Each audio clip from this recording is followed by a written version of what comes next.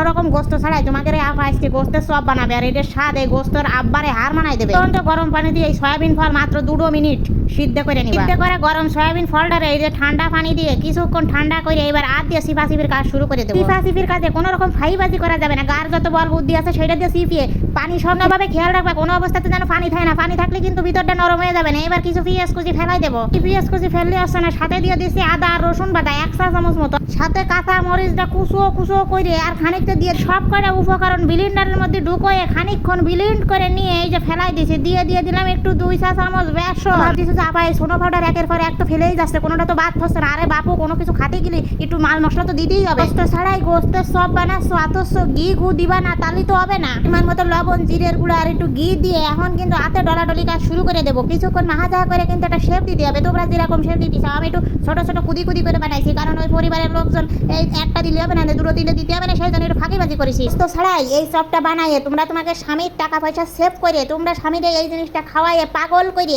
এবার তোমরা তারে দূর দূর করে শপিংয়ে নিয়ে যাতে বাধিত করিবা।